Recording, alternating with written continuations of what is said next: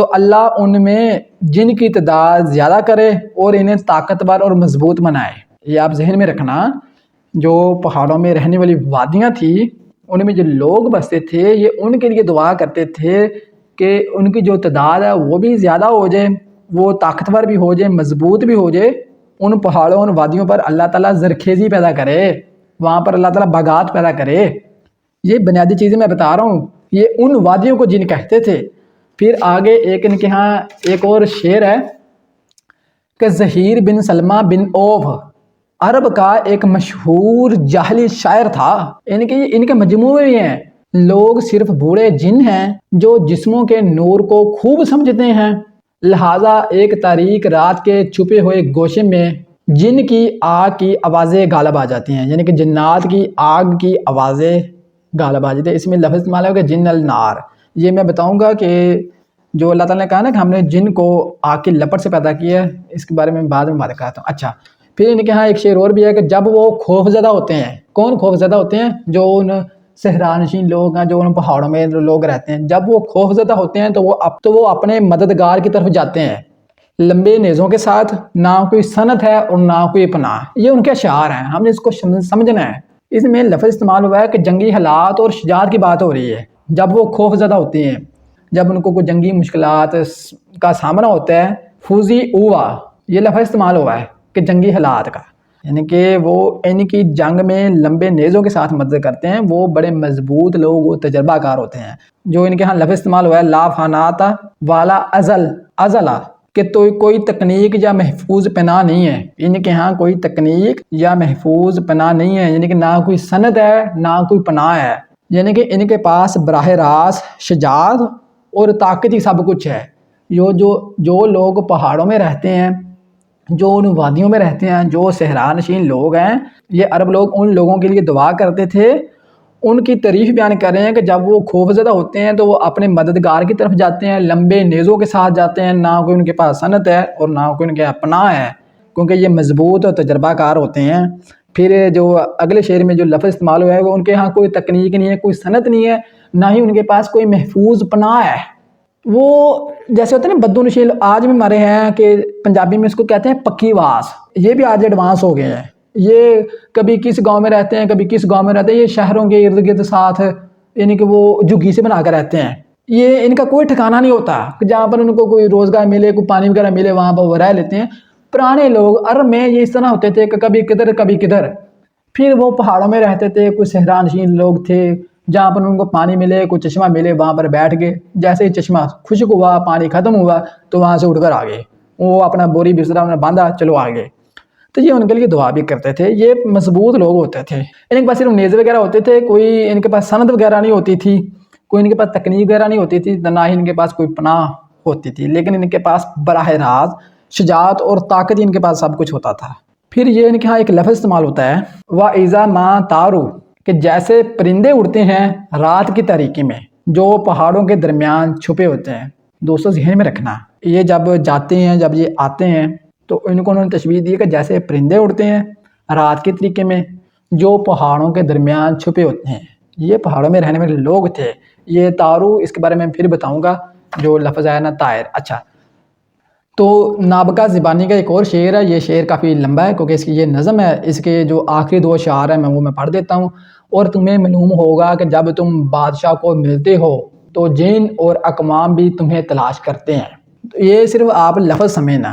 تو دوستو تھوڑا سا ذہن میں رکھنا، یہ جو لفظ جن ہے، میں کہہ رہا ہوں کہ یہ وہ وادیاں ہیں، یہ وہ بدو نشین لوگ ہیں جو شہروں سے دور رہتے تھے، کبھی کبھار شہروں میں آتے تھے، کوئی جنگی معاملات ہو تب آتے، یا پھر کوئی بکری بیچنی ہو، کوئی نمک وغیرہ لینا ہو، کوئی آٹا وغیرہ لینا ہو یا دینا ہو، یہ تب آتے تھے شہروں میں۔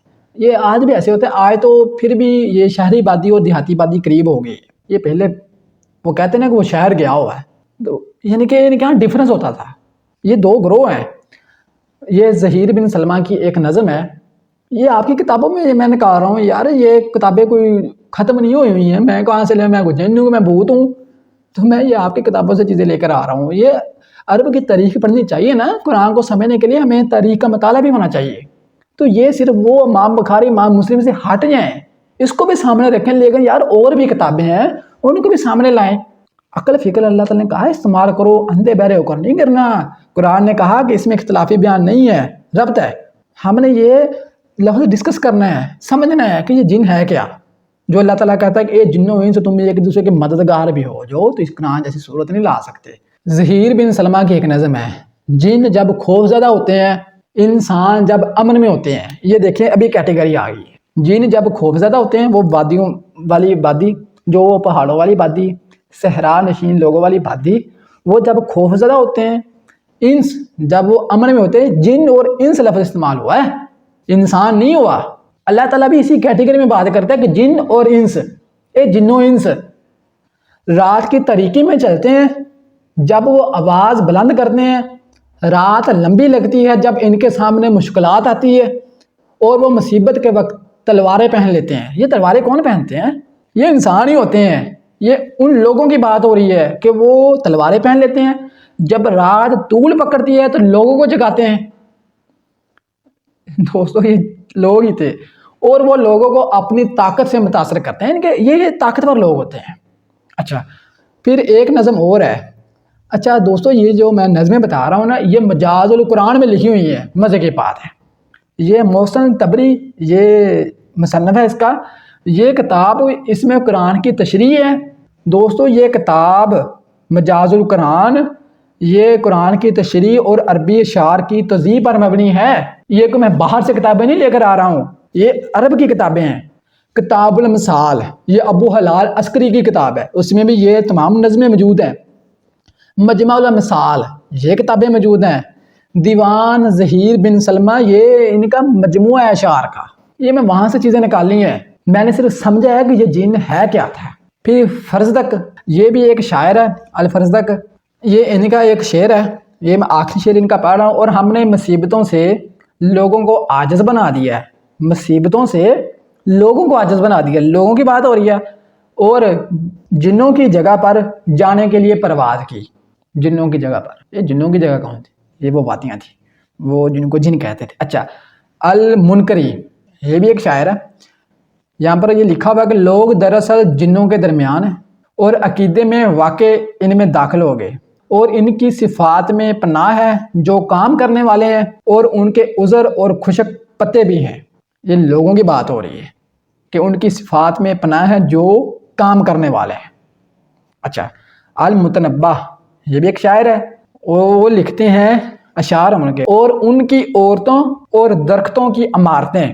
یہ شاعر کا پہلا فقرہ ہے، ان کی عورتوں اور درختوں کی عمارتیں، اور ان میں سے ایک عمارت اور باغات اور خشک پتے ہیں، اور ان کی صبح کی روشنی سے تنگ آمد، اور یہ مساکین ان کے عبادت گزار ہیں۔ اب میں آپ کو اس کی تشریح کیا بتاؤں، یہ بات لمبی چلے جائے گی۔ ایک عمارت اور باغات، یہ آپ کو سمجھ آ رہی ہے نا؟ وہ وادیوں والے لوگ ہیں، ان کے پاس عمارتیں نہیں ہوتی تھی، یہ بدونشی لوگ ہوتے تھے، کبھی کہاں پر کبھی کہاں پر۔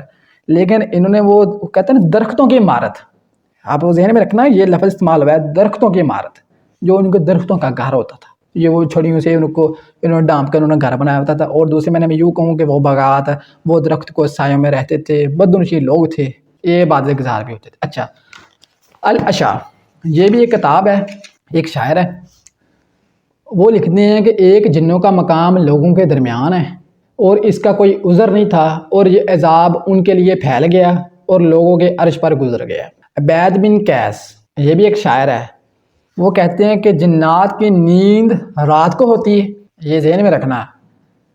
ان جنوں کی نیند، یہ لفظ جن استعمال ہوا ہے، وہ وادیوں والے لوگ، وہ صحرا نشین والے لوگ، ان کی نیند رات کو ہوتی ہے، اور وہ لوگوں کے درمیان صبح کو چلتے ہیں۔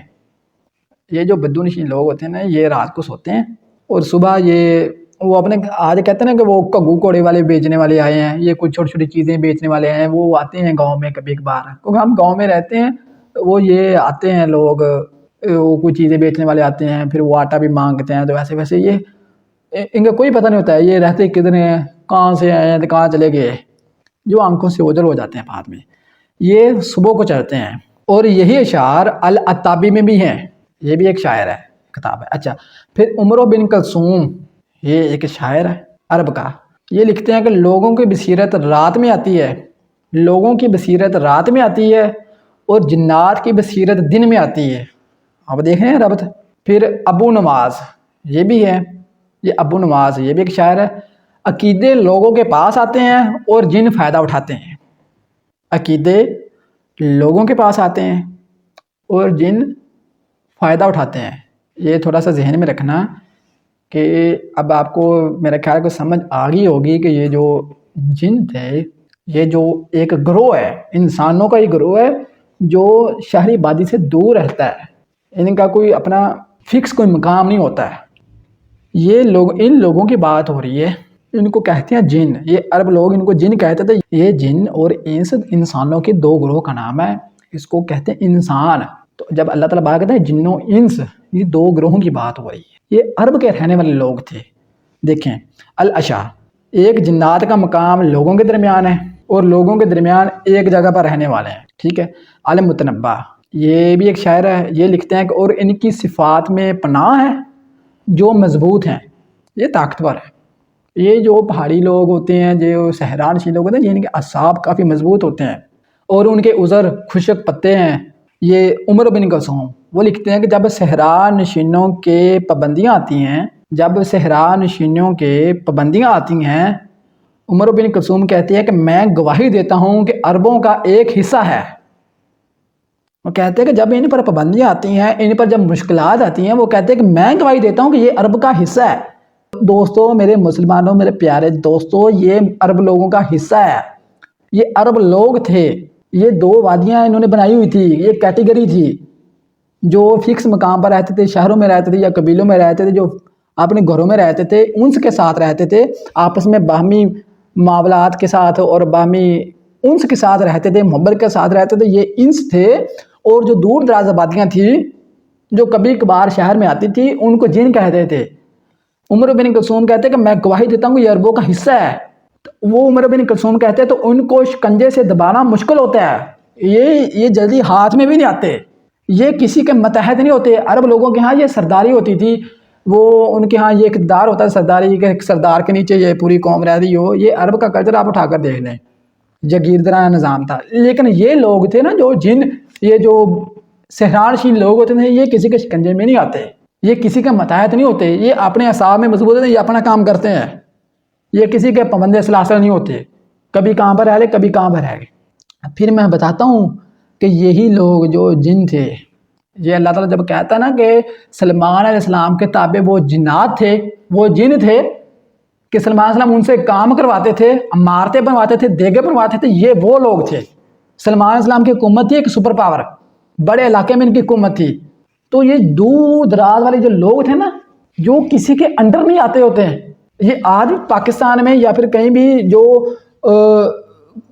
قبائل لوگ ہوتے ہیں، جو دور دراز والے لوگ ہوتے ہیں، یہ بعض اوقات حکومت کے انڈر میں نہیں آتے۔ وہ کہتے ہیں کہ ہم اس حکومت کو نہیں مانتے، ہم کسی کا متحد نہیں ہوتے، یہ اپنی ذاتنا زندگی گزارتے ہیں۔ عرب میں یہ ایسا تھا، یہ کسی کے شکنجے میں نہیں آتے۔ اللہ تعالیٰ اسی انداز میں بات کرتا ہے کہ سلمان علیہ السلام کے تابع وہ جنات بھی تھے، جن ان کے تابع کر دیے تھے کہ سلمان علیہ السلام کو حکومت ہی ایسی ملی تھی، پورے علاقے میں سلمان علیہ السلام حکومت کرتے تھے۔ یہ اصحاب والے لوگ ہیں، یہ مضبوط لوگ ہوتے ہیں، یہ کام کرنے والے لوگ ہوتے ہیں۔ یہ تمام کے تمام اشعار میں آپ کے سامنے رکھ رہا ہوں۔ سلمان علیہ السلام ان سے کام بھی کرواتے تھے، اور ان میں جو کچھ سرکشی برتتا تھا ان کو وہ جیل میں ڈال دیتے تھے، جکڑ دیتے تھے۔ دوستو، یہ آپ کے تصور میں یہ باتیں تب آئیں گی جب آپ کے ذہن میں یہ ہوگا کہ ایک اسلامی حکومت بھی ہوتی ہے۔ سلمان علیہ السلام کی حکومت ایک سپر پاور تھی، وہ تو لوگوں کو سائفر بھیجتے تھے، وہ حکومت وہ سرنڈر کر دیتی تھی۔ آج مسلمانوں کو امریکہ سے سائفر آتا ہے۔ کسی زمانے میں یہ مسلمان حضرت سلمان علیہ السلام جو ایک حکومت پر فائز سپر پاور تھے، وہ سائفر بھیجتے تھے کہ سرنڈر کرو ورنہ پھر ہم آ رہے ہیں جنگ کرنے کے لیے۔ جو قرآن میں واقعہ درج ہوا ہے، کبھی آپ کی نفسیات اتنی بن جائے پھر میں آپ کو سمجھاؤں گا یہ اصل میں چیز کیا تھی، سپر پاور کیا تھی۔ آپ کو تو کوئی بتائے گا نہیں، کیونکہ یہ سوئی ہوئی قوم، ان کو کیا پتہ ریاست کیا ہوتی ہے، نظام کیا ہوتا ہے۔ تو عمر بن کلثوم کہتے ہیں کہ میں گواہی دیتا ہوں یہ عربوں کا حصہ ہے، لیکن ان کو شکنجے سے دبانا مشکل ہوتا ہے۔ لیکن سلمان علیہ السلام نے وہ جنات کو شکنجے میں لایا ہوا تھا، ان سے کام بھی کرواتے تھے۔ اللہ تعالیٰ اسی انداز میں یار عرب کی تاریخ پڑھ کر دیکھیں، اللہ تعالیٰ عرب کے انداز میں بات کر رہا ہے، عرب کی تاریخ کے انداز میں بات کر رہا ہے، عربی زبان میں بات کر رہا ہے۔ یہ عربی زبان ہے، یہ شعر میں یہ لفظ ہے، زبان کیا ہوتی ہے؟ اس میں الفاظ ہوتے ہیں، اس میں محاورات ہوتے ہیں، یہ اشعار میں الفاظ نسل در نسل آگے جاتے ہیں، تفسیروں میں تو وہ ترجمے ہو جاتے ہیں نا آپ کے. یہ الفاظ ہیں، یہ محفوظ اللہ تعالیٰ نے یہ عربی زبان محفوظ کی ہوئی ہے آپ کے لیے. جب تک یہ قرآن ہے نا قیامت تک کے لیے عربی زبان میں محفوظ ہے. یہ کتابیں کبھی ختم نہیں ہوں گی کیونکہ اس کی طرف کوئی آتا ہی نہیں. یہ تو وہی آئے گا نا جو عقل بصیرت سے کام لے گا. دوستوں میں آیا ہوں، آپ بھی عقل و فکر تھوڑا سا لگائیں. یہ بھول جائیں ان جنوں کو، یہ وہ جن ہے، یہ انسانوں کی آبادیاں ہیں، یہ عرب کا حصہ ہے. تو اللہ تعالیٰ ان عرب لوگوں کو کہتا ہے کہ اے جنوں انس، تم ایک دوسرے کے مددگار بھی ہو جاؤ تو اس قرآن جیسی کوئی صورت نہیں لا سکتے. یہ ان لوگوں کو چیلنج ہو رہا ہے، یہ لوگ ہیں. اگر میں بتاتا ہوں کچھ اور چیزیں. فرزدق یہ ایک شاعر ہیں، وہ کہتے ہیں کہ لوگوں میں ایک حصہ بہترین ہے تو خیر کے کاموں میں جلدی کرو، صحرا کی چڑھائیوں میں ان کی خصوصیات ہیں. الاشا وہ کہتے ہیں کہ صحراؤں کی چڑھائیوں میں سخاوت ہے اور ان لوگوں میں ایک حصہ نیک لوگوں کا بھی ہے. دوستو ان بدو لوگوں میں کچھ لوگ نیک بھی تھے. میں آپ کو بتاتا ہوں کیسے. جو قرآن نے کہا نا کہ ان جنوں کے گروہ نے سورہ کے نے قرآن بھی سنا تھا نا. اب میں تھوڑا سا بتا دوں آپ کو. سورہ جن آپ نکالیں، میں نے سورہ جن نکال لی ہے. تو اللہ تعالیٰ کہتا ہے، یہ وحی ہے قرآن. اللہ تعالیٰ اس وحی میں بتاتا ہے کہ نبی تم فرماؤ گے مجھے وحی ہوئی ہے کہ کچھ جنوں نے کان لگا کر سنا. کیا سنا؟ قرآن کو سنا. تو وہ بولے کہ ہم نے ایک عجیب قرآن سنا. یعنی کہ کچھ لوگ آئے تھے بدو نشین لوگ، وہ کبھی کبھار جب شہر میں آتے تھے تو انہوں نے رسول کریم صلی اللہ علیہ وسلم سے قرآن سنا. وہ انہوں نے کہا وہ اب جب اپنے قبائل میں واپس گئے تو انہوں نے کہا لوگوں ہم نے ایک عجیب قرآن سنا ہے کہ جو بھلائی کی راہ بتاتا ہے تو ہم اس پر ایمان لے آئیں. وہ سمجھ گئے یہ قرآن کوئی شے ہے کیونکہ ان کی زبان عربی تھی. وہ کہتے کہ ہم ہر روز کسی کو اپنے رب کا شریک نہ کریں گے. اس کا مطلب کیا ہے؟ وہ شرک کرتے تھے. وہ کہتے کہ ہم کسی کو اپنے رب میں شریک نہیں ٹھہرائیں گے. یعنی کہ اس کا مطلب ہوا کہ وہ پہلے شریک ٹھہراتے تھے. یعنی کہ وہ عیسائی قبائل تھے، عیسائی لوگ تھے، یا پھر ان تک کوئی عیسائیت کی تعلیمات پہنچی تھی. یعنی کہ وہ اللہ کو مانتے تھے لیکن اللہ کے علاوہ کسی اور کو بھی مانتے تھے. تو وہ کہتے کہ اب ہم کسی کو شریک نہیں ٹھہرائیں گے. کہ یہ کہ ہمارے رب کی شان بہت بلند ہے، نہ اس نے عورت اختیار کی ہے نہ بچہ. تو اس کا صاف مطلب ہے کہ وہ عیسائی قبیلے تھے یا عیسائی لوگ تھے. وہ جو جن تھے وہ عیسائی تھے. سمجھ آ رہی ہے؟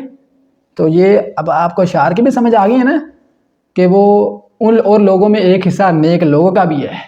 وہ لوگ وہ کچھ ایمان والے بھی تھے. کوئی اس میں کچھ لوگوں کے پاس عیسائیت کی تعلیمات پہنچی تھی، کسی کے پاس کوئی یہودیوں کی تعلیمات پہنچی تھی، کوئی ان کا اپنا کلچر تھا، اپنا مذہب تھا. تو انہوں نے رسول کریم صلی اللہ علیہ وسلم نے قرآن سنا. وہ کہتے ہیں ہم اس قرآن پر ایمان لے آئے.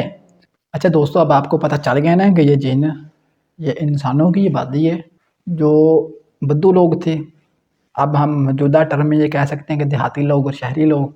لیکن یہ قرآن تو عربی زبان میں نازل ہوا تھا. ہم عربی تاریخ کو دیکھتے ہیں کہ اس وقت وہ کن کو جن کہتے تھے. اسی انداز میں اللہ تعالیٰ نے یہ قرآن اتارا. اسی لیے کہا قرآن کو سمجھنا ہے تو عربی زبان سے سمجھو، عرب کی تاریخ سے سمجھو. اب آپ کو سمجھ آ گیا نا کہ جو سلیمان علیہ السلام جنات سے جو کام کرواتے تھے کیونکہ وہ ان کاموں میں مہارت رکھتے تھے.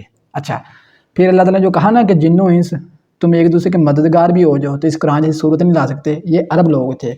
وہ کہتے ہیں کہ صحرا کی چڑھائیوں میں سخاوت ہے اور لوگوں میں ایک حصہ نیک لوگوں کا بھی ہے. یہ ان کے ہاں ایمان تھا، کچھ مذہب کا ایمان تھا. جب انہوں نے رسول کریم صلی اللہ علیہ وسلم نے قرآن سنا وہ اس پر ایمان لے. انہوں نے کہا نہیں اب ہم پہلے گمراہی میں تھے، اب یہ ایسا نہیں ہوگا. اچھا جو وہ بات آتی ہے نا کہ وہ شہاب ثاقب کی وہ ایک آگ کی چنگاڑی ان کے پیچھے پڑتی ہے، یہ میں اگلے چیپٹر میں بتاؤں گا، ڈیٹیل سے بتاؤں گا، تفصیل سے بتاؤں گا. اور جو اللہ تعالیٰ نے سورہ نام کی آیت نمبر 128 میں اور 130 میں جو کہا اے جنوں کے گروہ تم نے انس سے بہت فائدہ اٹھایا. دوستو تھوڑا سا غور کرنا. یہ جو بدو نشین لوگ تھے یہ شہروں میں جاتے ہیں فائدہ اٹھاتے ہیں، یہ اپنا سامان نہیں بیچتے. جو میں پیچھے اشعار بتا چکا ہوں کہ وہ جب وہ خوف زدہ ہوتے ہیں تو لمبے نیزے لے کر آتے ہیں تو وہ ان کے شجاعت ہے، وہ ان کی مضبوطی ہے، وہ طاقتور لوگ ہیں. تو یہ لوگ جنگوں میں ایک دوسرے کی مدد بھی کرتے تھے، فائدہ اٹھاتے تھے. آج کی ٹرم میں دیکھ لیں یہ جو اقتدار والے لوگ ہیں یا کیا یہ ان لوگوں سے، غریب لوگوں سے، جو دیہات میں رہنے والے لوگوں سے ووٹ نہیں مانگتے، ایک دوسرے کی سپورٹ نہیں کرتے. چاول بریانی یہ بکتے ہیں ایسی. تو بہرحال ایک دوسرے سے فائدہ بھی اٹھاتے ہیں. اللہ تعالیٰ قیامت والے دن ان کو کہے گا تم نے ایک دوسرے سے فائدہ اٹھایا. وہ انس کہے گا یا اللہ ہم میں سے ایک دوسرے نے، ہر ایک نے ایک دوسرے سے فائدہ اٹھایا. یہ سمجھ آ گئی؟ اللہ تعالیٰ نے کہا کہ جن و انس یہ جہنم میں جائیں گے، یہ بھی سمجھ آ گئی۔ پھر جو ان لوگوں نے قرآن سنا اس پر ایمان لے آئے، یہ لوگ تھے عرب کے لوگ تھے، اس لیے تو انہوں نے قرآن سنا تو وہ سمجھ گئے، ان کی زبان عربی تھی۔ تو دوستو یہ ذہن میں رکھنا، یہ وہ جن تھے۔ اب وہ سمجھ آ گئے نا کہ سلیمان علیہ السلام بھی ان سے کام کرواتے تھے، یہ وہ جن تھے۔ اب آپ کو یہ بھی سمجھ آ گیا نا کہ یہ کتاب وہ ہے جس میں انسانوں کا ذکر ہے، یہ انسانوں کا ذکر ہے، اختلافی بیان نہیں ہے۔ یہ وہ کتاب ہے جس میں اللہ تعالیٰ کہتا ہے کہ یہ اس میں تمہارا ذکر ہے، تمہاری قوم کا ذکر ہے، یہ بہت بڑا شرف ہے۔ دوستو یہ انسانوں کا ہی ہے، یہ انسانوں کے لیے کتاب ہے، اس میں انسان کا ذکر ہے۔ اچھا پھر اللہ تعالیٰ کہتا ہے کہ نبی ہم نے تمام انسانوں کے لیے تم کو رسول بنا کر بھیجا ہے، یہ وہی ہے۔ ٹھیک ہے، یہ قرآن کی ساری سمجھ آ گئی ہے، سارا ربط بن گیا ہے۔ یہ عربی زبان کی بھی سمجھ آ گئی ہے، عربی کے طریقے کی بھی سمجھ آ گئی ہے، قرآن کے اسلوب کی بھی سمجھ آ گئی ہے نا کہ قرآن ان دو گروہوں کو ڈسکس کرتا ہے، ان دو گروہوں سے مخاطب ہے۔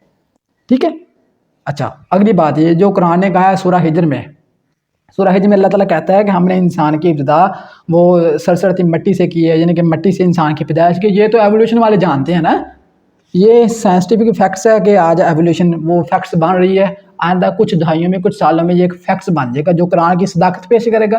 چیپٹر نمبر 3 میں میں پوری ڈیٹیل دے چکا ہوں، یہ انسان ایولیوشن کے ذریعے آگے بڑھا ہے۔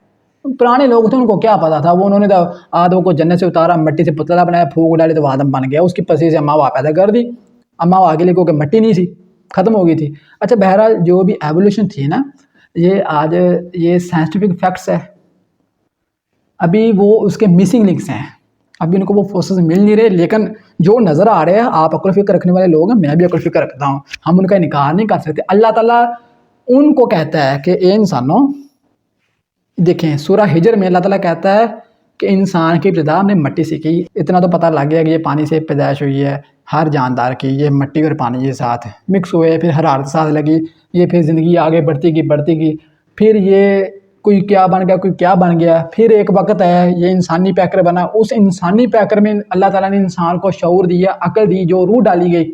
ٹھیک ہے، اچھا اللہ تعالیٰ ان انسانوں کو کہتا ہے کہ اس سے پہلے، یہ لفظ سورہ ہجر کی آیت نمبر آپ پڑھ کے اٹھا لیں، پڑھ کر دیکھیں، 27 میں اللہ تعالیٰ اوپر انسانوں کی ایولیوشن کی بات کرتا ہے، اور اللہ تعالیٰ اگلی آیت میں کہتا ہے کہ اس سے پہلے من قبلی لفظ آ گیا ہے، انسانوں سے پہلے وہ جو تھے نا انسان نما پیکر، جو ابھی وہ تلاش کر رہے ہیں کہ مسنگ لنکس ڈھونڈ رہے ہیں کہ ایک دوسرے کا ربط بنے، اللہ تعالیٰ کہتا ہے کہ وہ جن، دوستو تھوڑا سا غور کرنا، وہ جن نہیں، وہ اللہ تعالیٰ استعمال کیا لفظ جان۔ آپ کو کہتے ہیں نا کہ وہ جن وہ آگے لیپر سے پیدا ہے، یہ لفظ اللہ تعالیٰ نے استعمال کیا جان، اس کو جن کہتے ہیں عرف عام میں، لفظ جن کہتے ہیں نا۔ یہ دو کیٹیگری ہیں، جو جن و انس یہ موجودہ کیٹیگری ہے، جو اللہ تعالیٰ نے یہاں پر لفظ استعمال کیا وہ کیا جان، کہ انسانوں سے پہلے جو تھے وہ تھے جان، ان کو اللہ تعالیٰ کہتا ہے کہ ہم نے آگ کی لپٹ سے پیدا کیا۔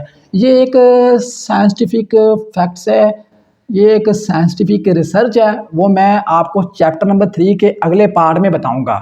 جو ایولیوشن کا میں نے پورا بتایا اس کے اگلے پارٹ میں بتاؤں گا، ڈیٹیل سے بتاؤں گا کہ یہ جو جان کو اللہ تعالیٰ نے آگ کی لپٹ سے پیدا کیا، اس کی میں تشریح پوری دوں گا، پورے میں فیکٹس سامنے رکھوں گا، قرآن سے رکھوں گا۔ اب آپ کو سمجھ آ گیا نا کہ اللہ تعالیٰ اتنی کائنات کا وہ مالک ہے، اس نے انسانوں کے لیے کتاب بھیجی ہے، وہ اس طرح کے اللہ تعالیٰ نے الفاظ استعمال کیے۔ عربی زبان، یہ عربی زبان بڑی فصیح و بلیغ زبان ہے، اس کے ایک ایک لفظ کے پتہ نہیں کتنے کتنے معنی ہے۔